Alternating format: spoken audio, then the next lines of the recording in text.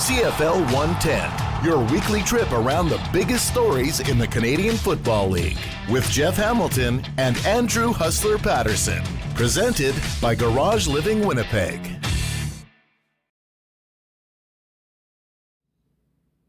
Hey, what's going on, CFL fans? Great to have you with us on CFL 110.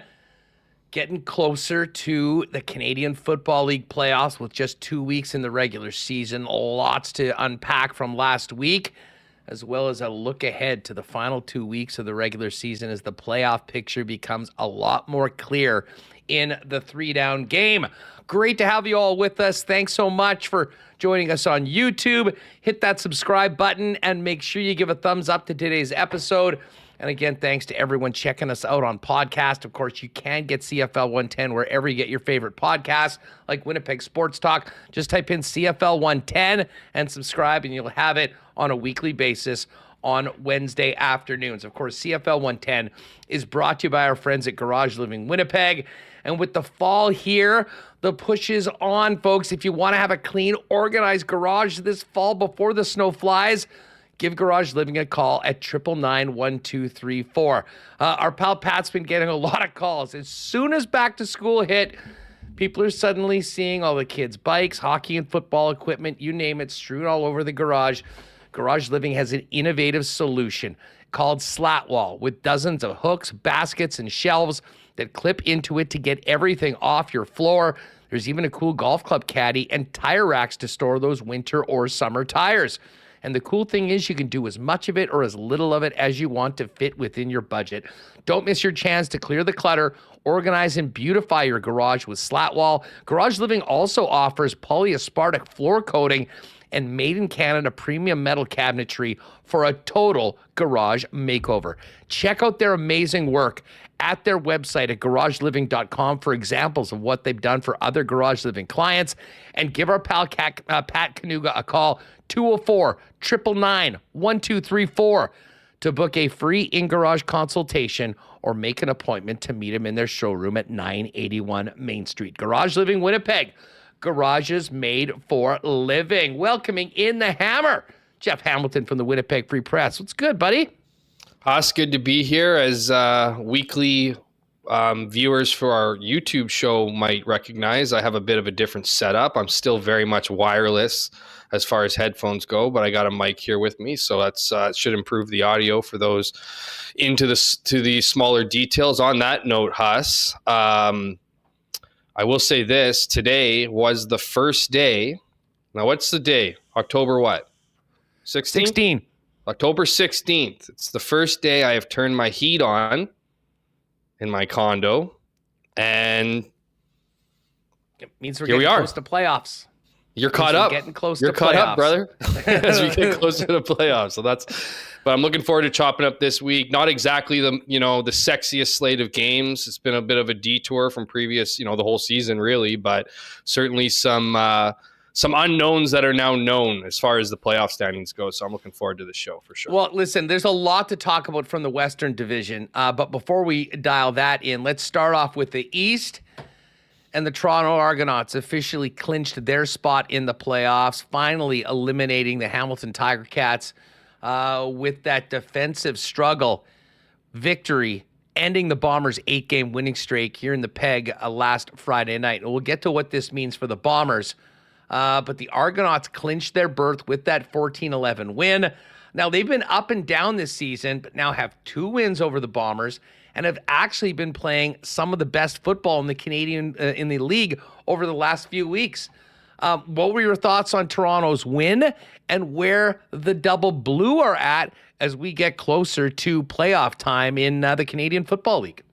Yeah, I mean, we've talked about this for weeks. I mean, the Toronto Argonauts have kind of gone from a team that we didn't really know about to a team, I'd say the last couple weeks, particularly last week, started talking about maybe being the X factor in the East, potentially upsetting, the Montreal Alouettes who hadn't been playing their best football of late.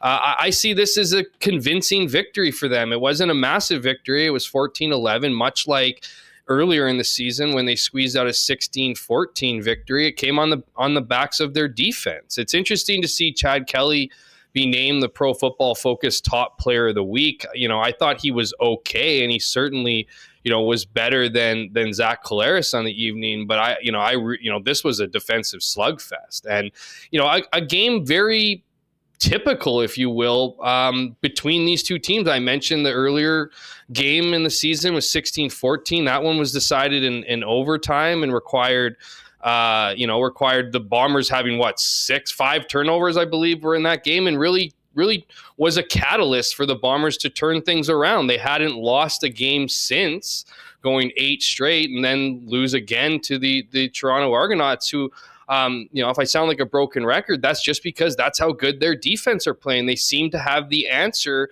for Zach Collaros and this Bombers attack that had started to see some of its better play in recent weeks. A ton of credit goes to Toronto. I will say this: I don't say this as like an asterisk or a caveat to their performance, but I do think it should be noted Toronto was coming off a bye week and have been pretty spectacular after bye weeks. I believe they were 7-0. After a bye week heading into this game. And it was, it's Ryan Dinwiddie, man. I've said this for a long time. He's a guy that really thinks the game well. So for him to be able to chew on the Winnipeg Blue Bombers and what they've done well for not just the 1 work week, but for those 2 weeks, I think certainly helped them out in limiting Winnipeg's attack. Toronto is a scary team out of the East. This is going to be an interesting week for them. Obviously, they're up against the Red Blacks this week, where the winner can clinch that second place in the East and that all important home playoff game that you want to be playing, whether that's in the semifinal or the final. That's up for grabs here, and it feels like all but a foregone conclusion here, Huss, that Toronto is going to continue to roll and beat up on the Red Blacks. I'm not going to put them in scary territory necessarily. Like, I don't think that they're a team that's suddenly to be reckoned with, that they deserve to be at the top of the power rankings this week. I do think they deserve some credit, but it's just one victory. But it does come after an important victory against Montreal in the previous week that they needed to continue on here. So winning is important for them. It's important for their playoffs, and they still have a ways to go. Again, I don't think they're the scariest team in the league right now, but they might be the hottest team in the East. Your thoughts? Listen, I think that their defense makes them a legitimate Grey Cup contender right off the bat. And I know there's been so much talk about Chad Kelly. He certainly is, I think, a lot more comfortable than when he was coming off of that 9-game suspension. We have not seen the best of Chad Kelly in the playoffs, and in the playoffs, he'll have a lot to prove coming off that absolute disaster last year against the Montreal Alouettes, where he basically single-handedly turned that game over and allowed Montreal to walk into the Grey Cup, where they beat the Bombers in thrilling fashion. The offense isn't quite there yet, but I think they have the potential to do much more. But with the defense playing the way that they are right now, no one had come close to stopping the Bombers anywhere near what Toronto did last week. 7 sacks. To me, their defensive line, that unit has some game breakers and plays that can absolutely, turn the field and make plays that can, potentially change a game right now. So they're in a good place right now coming in. I think that they are clearly, above Ottawa if we're ranking teams with legitimate chances to challenge and to play in the Grey Cup. I would argue that of the 6 playoff teams, Ottawa probably is a clear 6th right now, along with potentially the BC Lions, depending on what you feel about them. But make no mistake about it, this was an impressive win. And the other thing, Jeff, that stands out about it is this is a playoff-style win. Like, if you want to beat a team like Winnipeg in November, not that they're going to have to come to Winnipeg, but you need to keep those points down. You need to be able to control a field position, and you need to have your defense, kind of setting the tone, which is exactly what that team did. Now, both teams, listen, while we talk about what they weren't able to do on the goal line and 3rd and short, the defense did them one better and stopped the Bombers on a couple times on those 3rd and short. So I got to tell you, I think that the Argos are definitely for real. While early on in the season it looked like there was Montreal and everybody else, I would argue that the Toronto Argonauts are a lot closer to Montreal now than they were a while ago. Montreal sitting pretty, and they're hosting that East Final.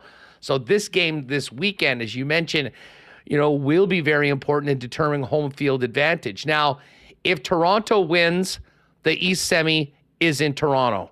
If Ottawa wins, they'll have a half-game lead on Toronto. There still is the possibility that Ottawa could lose to Hamilton in the final week of the season, and Toronto could win in their last game in Edmonton and get it. But to me, the Argos get this game this weekend and then have another week to rest up, to prepare for Ottawa in a game that will determine who plays against the Montreal Alouettes. I mean, the other side of this game is something that certainly around where we're from had a lot of people talking into the weekend.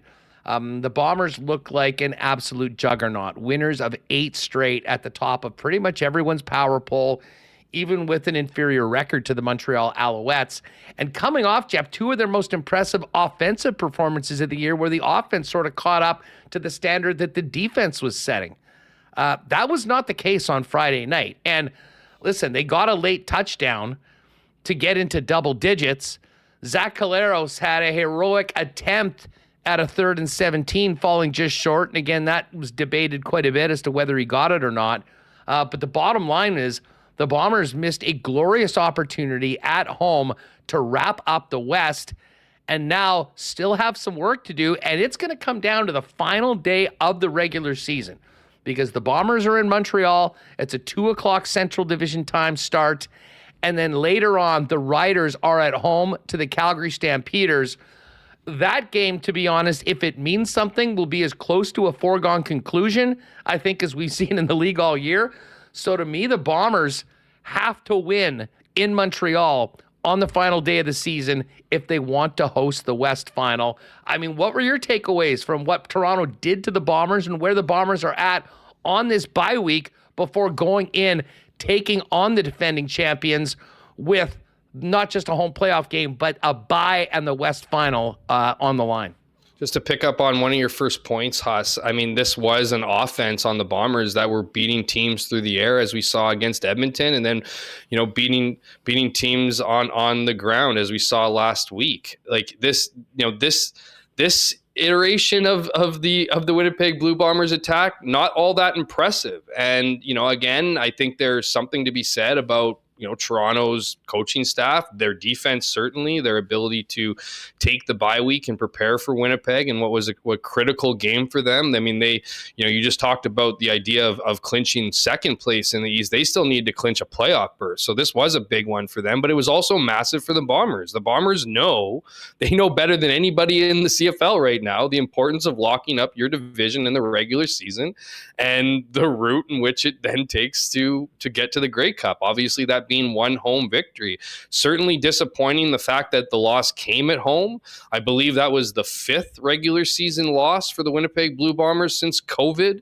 So it hasn't occurred all that often. The narrative, I kind of was teasing at it in my last, talk there, was that there's always weird games between these teams. There's always a weird thing that happens, whether it's a weird fumble, much like what happens with games against Saskatchewan. There just seems to be these teams are evenly matched up. Bombers head coach Mike O'Shea didn't mince words when talking about how important that battle in the trenches would be. And that's, I'd say, along with the 2 ways in which the offense were winning the last 2 games, it was also the emergence of the offensive line over what had probably been a good month or 6 weeks of football from that front 5 that were kind of returning to being the identity of the team. Well, that wasn't the case against Toronto. As you mentioned, 7 sacks against Zach Collaros, who, after the game certainly took the blame for some of them holding on to the ball too long. Even Zach didn't seem like he was on the same page as his receivers. His percentages weren't bad. I think he completed about 70% of his passes, but the ones that were incomplete seemed to be, underthrown or misthrow over the top. And, even if you look at their touchdown, I mean, nothing against Kenny Lawler, who draws a ton of defensive pass interference calls. That one seemed like a bit of a gift for Winnipeg that set them up on the doorstep. So, to me, it's not cause for concern. It's not panic. I do find it interesting, and is often the case, how, Bombers lose a game and all of a sudden the 8 they won prior to, is suddenly forgotten. I could see, if you're looking for silver linings in this one, maybe a bit of a reminder after winning for 2 straight months in a row, that that feeling of losing and how that might be able to help the Bombers and the locker room heading into playoffs in those must-win games. But it would have been nice to lock up that first place in the West, head into the bye week, and not have to wonder, because to your point too, I think the Bombers will see what happens with, see what Alouettes decide to do and what will be their final tune-up before a bye week heading into the East Final, how they decide to attack that game. But I think it's pretty safe to say, the way the Riders have been playing, that they're going to get that victory against Calgary. So it's imperative that the Bombers take care of business in Montreal. And what felt like it was going to be a nothing game is suddenly, I don't want to say for all the marbles, but pretty close to it now. Yeah, I'm with you. I'm pretty damn close. I mean, I realize technically we could say the Riders could lose to Calgary. They're not losing to Calgary if there is a home playoff game, a bye, and the West Final on the line. I would be putting the house on the home team in that one. So to me, it really does come down to the Bombers, and I am sort of with you. I don't think this is the end of the world or anything like that. I think in some ways it could end up being a positive, even a little bit of a reality check for a team that won 8 games in a row. A little bit of a reminder that, listen, winning isn't as easy as maybe as it seemed at times. And this team's still a 10-7 team, and there's still work to be done in their 18th game of the regular season. That being said, they just rattled off 8 in a row. Can they rattle off 3 in a row and win the Grey Cup? Absolutely. But the stakes are getting higher, the competition's getting higher, and it is definitely going to be a struggle. And the biggest win could potentially be in Week 18, because we know how important that bye is, and we know how important home field is at Princess Auto Stadium, as you just ran it out. Now, listen, we'll get to the Bombers-Riders a little bit more in a minute, but let's go over to BC Lions, who got absolutely humiliated at Mosaic Stadium in a game with so much on the line last week. A 9-8 embarrassment at the hands of the Riders. And it sounds like they've been listening to you, because, and I'll be honest, I was surprised to hear this news yesterday, but the BC Lions are going back to Vernon Adams Jr. over Nathan Rourke, who started the last 8 games. And I mean, I'll let you kind of get into the dynamic between these quarterbacks. I mean, it was bizarre to see, personally, for a guy that had started 8 straight games and was the starting quarterback, for Nathan Rourke to be just part of the group, and VA, of all people, to be the one doing the rah-rah speech beforehand. Now, I don't know how good of a rah-rah speech it was. They did get their asses kicked by 31, but just the fact that he is that guy still in that team that was doing that, I think did raise some questions about exactly who the leaders are, who this team is following. And it seems like Rick Campbell has said, we've gone to the well over and over again, and look at where we are right now. We got to go back to where we were the most successful we've been all year, and that was with Vernon Adams at quarterback. What do you make of the change? What is the plan here? And can this salvage a season that started off so well and has gone down the drain steadily over the course of the past 3 months? What was the one thing that we were talking about after Nathan Rourke was acquired by the BC Lions in what was a surprising signing? It was, how are they going to handle this situation? They just have to handle the situation. They have 2 great quarterbacks, 2 very qualified, proven quarterbacks in this league, and Rick Campbell just needed to handle it right. Now, I say that, making it sound like it was so obvious on how to handle these guys, what to do, but I think you can say unequivocally that he's botched this situation. I mean, Nathan Rourke has had 8 games. Okay, so this is the 8th game, and ass kicking by the Riders is the decision 1 game before the playoffs that you're going to switch it up, which I think it's the right move.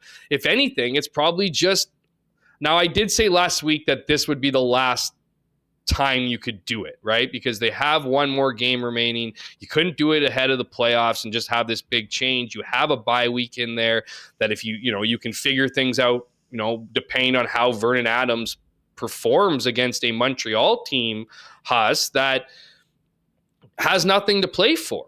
So it'll be very interesting to see, and the word out of from Rick Campbell is that if Vernon Adams plays well, then he will be in position for, to start in the playoffs. And I have no doubt in my mind that he is going to do just as well, if not better than Nathan Rourke, which then makes the decision in all this very, very interesting because, look, they're going to a cold climate one way or another in November. So there will not be the comfy confines of BC Place for any playoff game, this season outside of the Grey Cup. To get there, they're going to have to play in frigid temperatures. Whether or not Vernon Adams gives you a better chance in that situation will be interesting.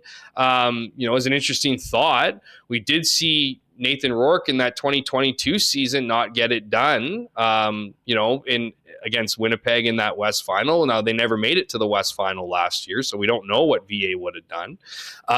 That being said, I think the issue now with the handling of these things is how do you go back to Nathan Rourke? Do you just say, oops, that wasn't the right... how bad does Vernon Adams need to play in this game for him not to start in the playoffs? I don't think it's happening. I mean, you've already made the decision in my mind that Nathan Rourke's not the guy. And now I don't know if you've seen Nathan Rourke's comments. I don't know if, I read them in a 3 Down story, so I don't know if they spoke specifically to Justin Dunk or to the larger media.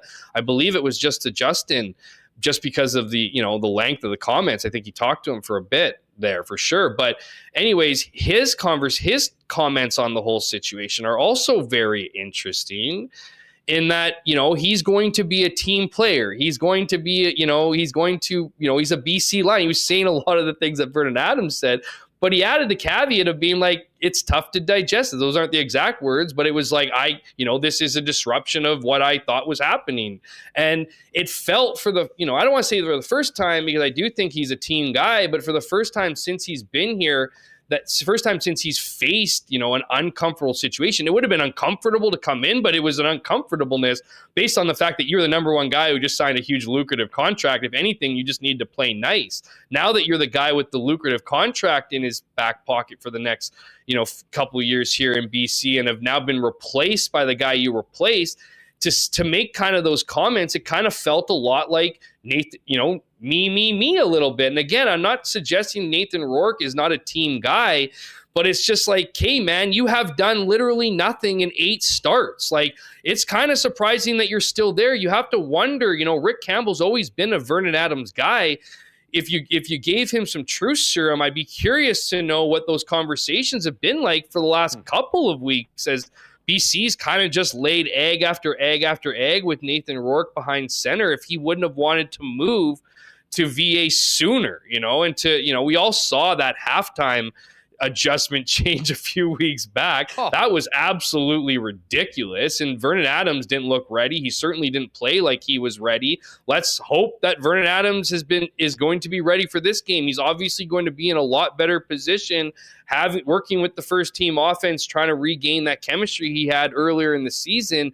But it's nonetheless created a disaster in BC. And if the fact of the matter was, if you would have said, 2 months ago, whenever Nathan Rourke came onto the scene, that they would be making a change to Vernon Adams in the final regular season game based on performance, you would have immediately come to the assumption that the worst possible case happened with managing this situation. So I still think BC Lions aren't a good enough team to compete for the Grey Cup. I don't think they're mentally strong enough team to go through the rigors of issues. If having 2 stud quarterbacks is the big adversity in your locker room and you can't navigate through it, you're not going to win key important games down the stretch, I would say. And that doesn't even account for a defense. That's just awful. But BC is creating a weird situation here. it seems and it feels like VA. You seem to think, Huss, that it's VA for the rest of the season. Where do you think this goes from here? Yeah, listen, I think this is a Hail Mary that, by Rick Campbell to try to change the course that's been set and just continued speeding up in the wrong direction over the course of the last number of weeks. They got throttled in Saskatchewan, and they didn't even put up double digits in points. I think that you have to think that there is a likelihood or a possibility that they are going right back there in 2 weeks and playing that team. And if it's not, then they got to come to Winnipeg, which is equally as intimidating, if not more. They saw that essentially in a lot of ways was sort of a playoff game last week. And I don't want to say they no-showed for it. The defense was ugly, and that's been a constant throughout this entire time, which is why I don't really believe in the Lions, regardless of who's playing at quarterback right now. And maybe it skews where we really should be talking about. But let's face it. I mean, you nailed it with just how they handled the situation was going to be key. And I don't think they've handled it very well. The timing of the changes has been very strange. When they had opportunities to do it or give the other guy a shot, they didn't. And now this is the last possible moment in case of emergency to break the glass. Well, the glass is broken. VA is going to get his start. And I imagine that he will be the guy. And listen, if you want to give him the chance to succeed, he has to practice with the ones. He has to be QB1. He has to get ready and get back into it because the guy's barely played in the last, half of the season after getting hurt. So I think there's also a ton of pressure on Rick Campbell from Amar Doman. I mean, this is an owner and an organization that has done so much to prepare for a Grey Cup that their plan and their expectation was that they would be playing in. Early on in the season, it looked like it was going exactly that way, and everything has fallen off the rails so badly. They're going back to VA in this game. And I think regardless of what happens, he's going to be the starting quarterback on the road for BC in either Saskatchewan or Winnipeg in the West Semi.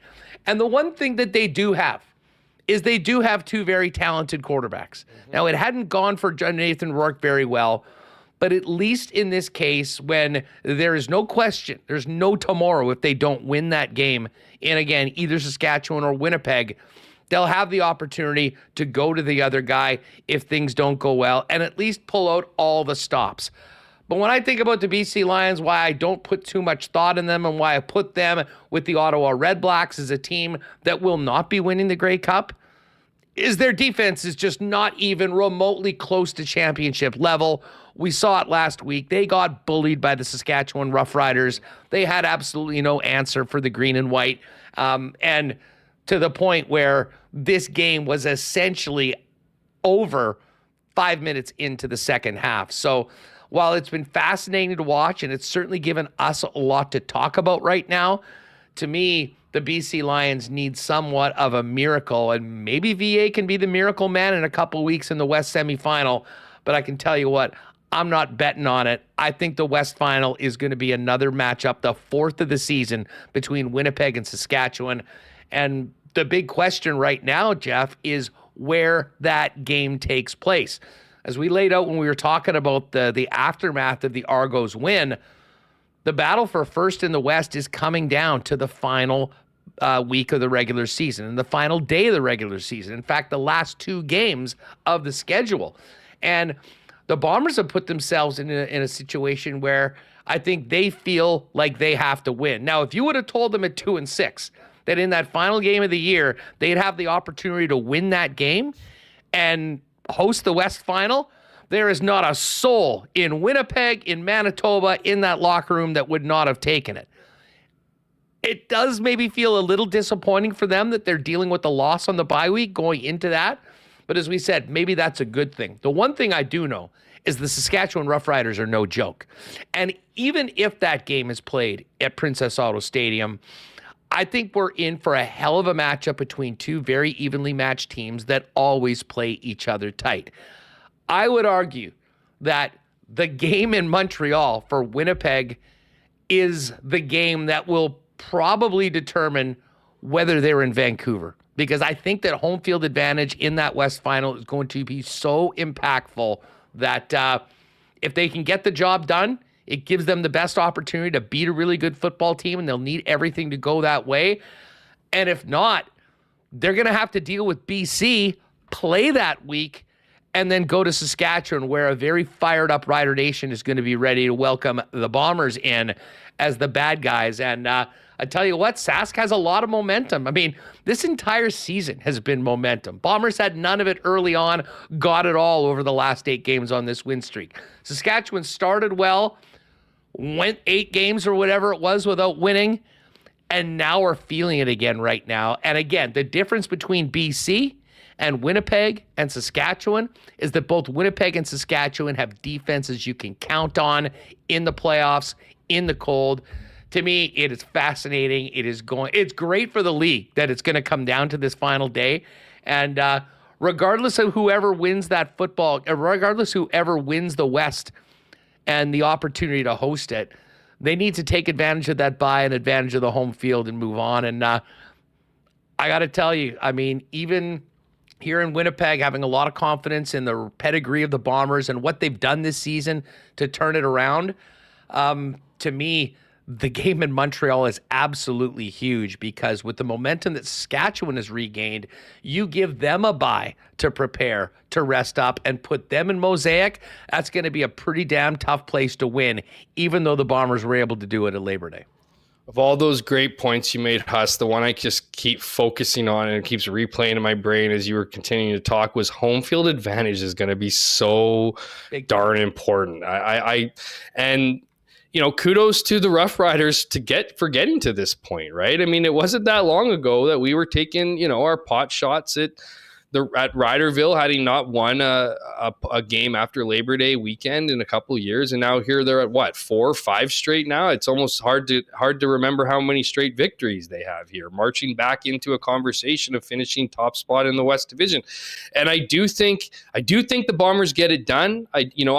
I'm fascinated, Huss, to see just how the Montreal Alouettes plan to ice their football team, for lack of a better term. Like, who do they plan to play in that game? Because they know how challenging the Bombers are. Do they have a different opinion about the Riders? Do they feel they match up better against the Riders? Would there be a benefit for them to not just play meaningful football heading into that bye week over the East Final, but also give perhaps the team they view as the most experienced for sure, and potentially the most dangerous in their playoffs? Can they add a wrinkle to their playoff chances by forcing them to, or giving the Rough Riders an opportunity to take first place in the West away and force the Bombers on the road?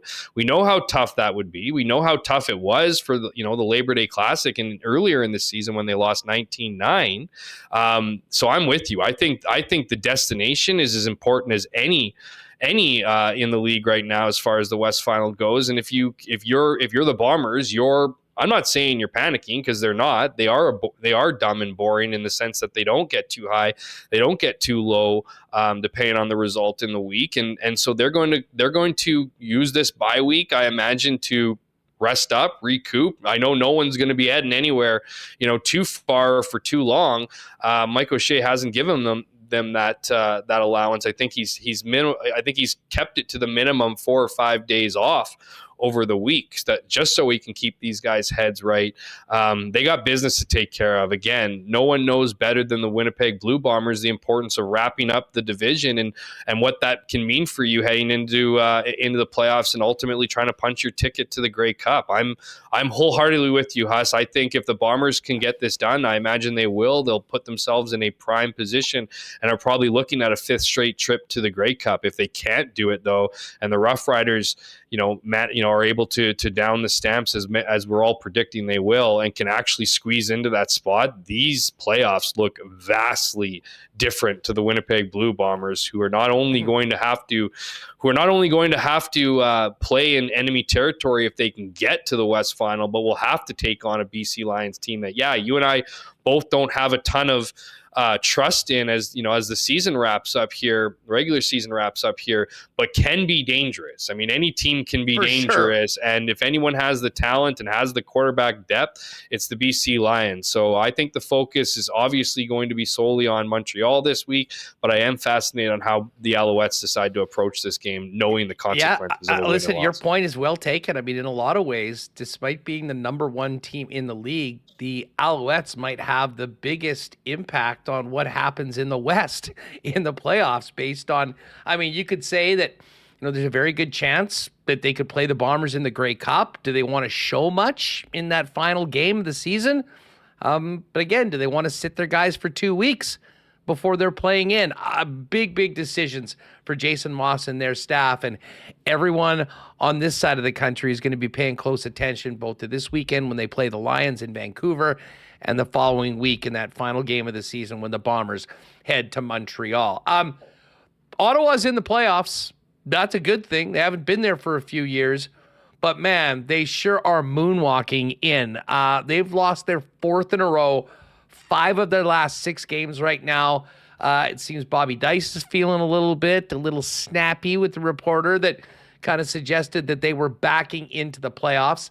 Now, they can still finish second in the East if they can beat Toronto this week and not lose and the Argos win in the last week. But to me, they just need to get back to playing close to the brand of football that got them to 8-3-1 in the first place. What do you make of Ottawa where we're at heading into these final 2 weeks? I don't even know what that football. Oh, there goes my light. I don't know where that football. I don't even know where that football's gone, Huss. We haven't seen that football in months.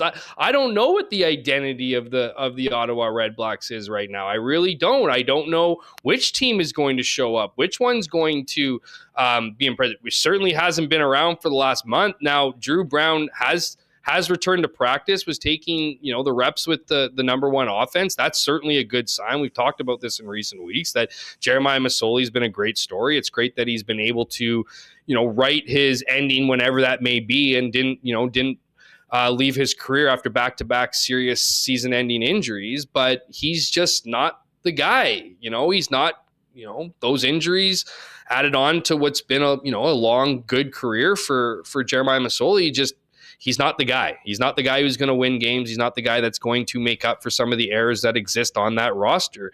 Whether or not Drew Brown can be that guy, we'll have to wait and see. He hasn't been available for some time now, and to get him back with the offense this week and back going, maybe that's the extra boost that the Red Blacks need. I mean, this is a team that's been able to, close out the second place in the East for the last couple weeks here, punch their playoff spot for more than a month. Now, obviously, they were able to do that. But now that they're behind the 8 ball in securing that second in the East, even if they do win this week, I don't know if there's something better to sum up what's been going on with the Red Blacks. But the other thing, too, and I think it's pretty seriously concerning, is the lack of discipline for Ottawa in this past game that they were in. I mean, this was a game that they needed against a Montreal team that was, starting Davis Alexander, who is 3-0, now 4-0 as a starter in this league, 5-0 if you want to count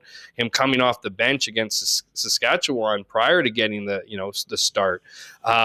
He was able to come in and playing against them who they didn't need the game. And Ottawa needed the game. And so to see some of the lack of discipline, there was some, what's his name? It's, what's his name? I think it's Nick Mardner. And the reason I know who Nick Mardner is, Huss, is because he's the guy who facing second and 11 from the 13 in a 13-6 game. So a 7-point game. Late, I believe, in the third quarter, somewhere in the third quarter, catches an 11-yard pass, moves the chains to the Red Blacks on the doorstep and takes a 10-yard penalty for throwing the ball at the defender. It's just stuff that you can't do at this point in the season. You can't do at any point in the season, but particularly at this point in the season, and especially when things aren't going well for you. Those are the things that you can control. You can control your behavior. You can control, how you react to, in this case, a pretty significant second down conversion. version. So, and Bobby Dice, as you mentioned, is getting snippy. So something's bugging him, right? We talked last week about Reichel Armstead and the lack of running game in Ottawa right now. That's certainly not helping out the balanced attack, if you will. But something's got to give. And as good as Bobby Dice is as a coach and a man, he's got a lot on his plate here to get these Red Blacks back, their engines back revving, because we haven't seen much of anything from this group. And the way it's trending, Huss, this is going to be a pretty quick East semifinal against Toronto, which will probably most likely be played at Toronto. And all the good that came from this Red Black season after finishing last place in the East 2 years in a row will suddenly be for naught. And I feel like we're definitely trending there. It almost feels like it's inevitable at this point. Yeah, I mean, listen, they've for everyone that thought that their start was a bit of a mirage, they didn't have the point differential or anything, they're in some ways being proven right. And you mentioned the lack of discipline. I mean, not having your head in the game. I mean, as much as Bobby Dice was maybe snapping at a reporter, can imagine the way he snapped at his team when you make those sort of mistakes. One other team that won't even have an opportunity to play in the playoffs is the Calgary Stampeders. I don't think we'll be spending a lot of time talking Stamps going forward, although they are somewhat of an interesting team. They started Matthew Schultz last week. PJ Walker's come in, former XFL and NFL quarterback. It's into full next year mode. What do you make of the Stamps situation as we get into the final regular season game for Calgary and an off season that I think has just about everything on the table? Yeah, not like they needed us to tell them. They're obviously looking to next year territory. They've been ruled out of the playoffs. Now it's trying to figure out what you have, what you want to keep, what direction you want to go heading into 2025. This was a disappointing year for the Stamps. There's no doubt about it, not just from a record standpoint, but from where they thought they would be after, struggling to a 6-12 record last year, pointing to that season as a season that was, getting the younger guys up to speed and with the hope that they would hit the ground running this season. That obviously didn't happen. We had veterans like Reggie Begelton, outspoken just a couple weeks ago, talking about the same issues about, the younger guys maybe not putting as much work into it and just not having, that kind of structure, that level of leadership in the locker room so that guys are being held accountable. Everyone's being held accountable. So as for the QB stuff, I do think it's intriguing with PJ Walker. It's an interesting situation there because it's not often that you trade for a guy off a negotiation list, you then bring him down and his family. And that's the other part. This was like a hidden trade, which kind of pisses me off with the CFL, is that this was just kind of happened under the radar. And the only reason that it seems to have gone public here is because PJ Walker's in Cowtown with his family, checking out the surroundings, and they knew that this guy would draw attention as an NFL veteran at practice. So they kind of had to talk about what was going on. The reason I call it odd is that you don't really have a lot of attention for a quarterback, regardless of his resume. Now, it's not very often that you have a guy, I think PJ Walker has 7 years in the NFL experience. He's made more than $5 million in the league. So you don't have a lot of those guys entering the league. So that in and of itself is a bit of a story. But we've seen guys come in with resumes in the NFL and whatever and kind of just putter out, right? Johnny Manziel comes to mind, obviously. Other guys in the past who have any NFL resumes, doesn't necessarily translate. Listening to Dave Dickinson's comments sounds like he's pretty confident in PJ Walker's ability to transition into the CFL game. And I don't think you bring your family down here for shits and giggles. I think you want that opportunity. Whether he'll get that opportunity down the stretch will be interesting here. You'd like to see him get involved in one way, shape, or form, but it would really be to no one's benefit if he wasn't up to snuff on the playbook. So maybe that would prevent him from seeing any action this year. But I think it tells you that they're ready to move on from Jake Maier. And I don't know how you could blame them. Jake Maier's had lots of opportunities since taking over for Bo Levi Mitchell. And while he's had some areas of success, particularly early on in his run in Calgary, he hasn't been great. He certainly hasn't been great, and he certainly does not give, I don't think he'd give any other GM in this league any confidence that he could lead their team to a Grey Cup. So I see, not Jake Maier's career being over, but I do see him not being in Calgary. And whether it's Matthew Schultz, who may or may not be the future, I don't know. I wouldn't be ready to rule him out yet, but I don't know if I would feel all that comfortable making him my number one quarterback heading into a new season after missing the playoffs for the first time in seemingly forever. But perhaps PJ Walker could be, line up for a situation where you have a veteran QB and a guy in PJ Walker you think could do some damage when given the opportunity. None of it really speaks to any kind of better days ahead for Calgary, to be quite frank. It is intriguing and it is interesting, but again, it's not like you take the guy, anyone's success, even years and millions of dollars worth of playing in the best league in the world and automatically assume he's going to just tear it up in the CFL. So next year territory for sure for the Stamps. Interesting situation with their QB room, could look vastly different. But at the same time, and this really is a bad way to end my rant here, is I don't really think it moves the needle. I don't think anybody is going to go into the offseason, given some of these changes, and look at the Stampeders as some dominating presence. And I would argue, Huss, that if I'm Dave Dickinson as the GM, I'm probably firing myself as the head coach and taking a real hard look at who I want at quarterback, which may include PJ Walker, but I would extend to a quarterback field out there that goes beyond and has a lot more experience than what we're seeing in Calgary. Listen, what the Stamps need right now is a John Murphy type to bring in about 40 or 50 new bodies of young players that can come in and, hopefully start a new generation of Calgary Stampeders, because this group was just so, really from the get-go, and they won a few close games early on, but, they never seemed to truly be a threat. And that's a long ways from a team that has consistently been a playoff team for the last 20 years in the Canadian Football League. And, just on PJ Walker, as an XFL guy, I do remember his great run with the Houston Roughnecks, 5-0 before COVID, canceled the season. I do remember one of the most boneheaded plays of all time where he kneeled down on a 4th down with 3 seconds left, and they screwed up, and Seattle should have been able to score a touchdown and tie the game with the 3-point convert. But I digress. He is a guy that went in, played a significant amount over 4 seasons with the Carolina Panthers. He's not especially big guy. He's 5'11-ish, 215. But you know what? He's had some success. He is somewhat mobile.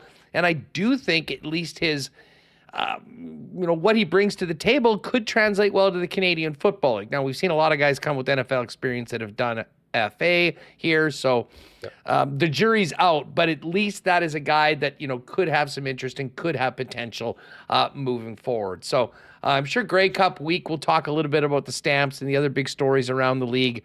But until then, I think there will be a moratorium on CFL 110 on what's going on in Calgary as we look to the playoffs. Hey, before we wrap, where are you at with the MOP, our weekly MOP conversation? Certainly with what happened, and credit to the Toronto Argonauts defense, the Brady Oliveira bulldozer got put a little more in neutral than it had been. I still think he's the clear favorite to come out of the West.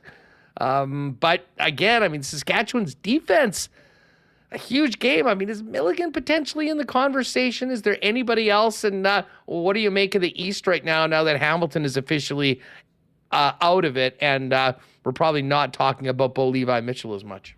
Yeah, so it just, I know it's 2 divisions, but it really feels like one player's race right now, and it's Brady Oliveira's. Even with, as you mentioned, maybe the engines weren't as revving as hard in the run game against the Toronto Argonauts in their league-leading run defense, but he still tagged 100 yards from the line of scrimmage. He still had 60, I believe, rushing yards and 40-something receiving yards. That puts him over 100 against a good defense, and I think that only adds to his what's been a pretty incredible season. I don't think he's going to get 222 yards from the line of scrimmage to get him 2,000 against Montreal, but the fact that this game is going to be meaningful for Winnipeg does work to Brady Oliveira's advantage when it comes to his final numbers. Agreed.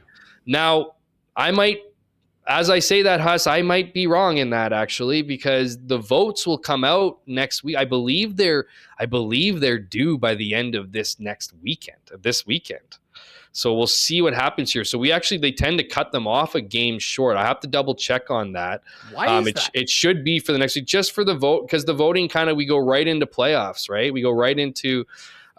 So I don't know why that is. I'll have to double check on that. So don't quote me on it, but I do know that the ballots are coming out, I believe, this week, and usually it goes to the end of that weekend. So maybe it extends to the end of next weekend, but they tend to get them in a little bit earlier than the season, than the season wraps up. That being said, I do think, Cody Fajardo, he's been leading, Vegas odds for forever, for a lot of, I don't know if he still is, but I don't know how you give it to somebody who, hasn't really played down the stretch here, isn't likely to play the last game of the season, as they have Davis Alexander, and it just wouldn't make any sense for him to play. How you could give him, most outstanding player in a season. He's been banged up. His stats aren't great. It's not similar to the 16-2 Toronto Argonauts and Chad Kelly, being the best player on a league historical team. So I just don't see how that ends up happening. Bo Levi Mitchell should certainly get some consideration, but who knows if he even starts, down the stretch here. But yeah, I really do think, while Brady wasn't racking up the rushing yards as we've seen him in recent weeks, he still had a 100-yard game against a good Toronto defense, and puts himself in, what I would suggest is the obvious front runner for the award. Yeah, I can't say I disagree, and I mean I still think it'll probably be Cody coming out of the East, based on the team's performance more than anything, and frankly lack of any other playoff bound legitimate contenders. Again, this is your schedule for this week, gang. No Riders, no Bombers, and no Edmonton Elks. It'll be Friday Night Football, Calgary at Hamilton, both teams playing for next year. The one real significant game of the week, as we talked about, Ottawa at Toronto. Toronto can clinch the East semi with a win. And then an interesting game, if for no other reason, that Vernon Adams is back with the British Columbia Lions at home. We'll see exactly how Montreal handles this game, whether that might be a tell of how they plan to go forward into the Winnipeg game in the final week of the season. But VA is back, looking to get a win to salvage a 500 season for BC after that great start. Montreal 2-3-1 with 2 games left on the year. Hammer, great stuff as always. Enjoy the games this week, and we'll look forward to getting back at it next week as we head into a massive final week of regular season action with the West final and the bye on the line in the West, and depending on what happens in the East, potentially home field in that East semi. Have a great one, folks. Thank you again for joining us on CFL 110. Tell a fellow CFL fan about what we've got going on here on the Winnipeg Sports Talk channel. You can find us anywhere you get your favorite podcasts. Just search CFL 110. And a huge thanks to our friends at Garage Living Winnipeg for their support of the CFL 110 programming. Check them out online and all their great work at garageliving.com. And if you're in the Manitoba or Saskatchewan area, give Pat Kanuga a call, 204-999-1234, to discuss a full garage makeover as we head into winter. For Jeff Hamilton, I'm Andrew Paterson. Thanks for joining us. We'll see you next week on CFL 110. You've been listening to CFL 110. Tune in next week for more great Canadian football discussion.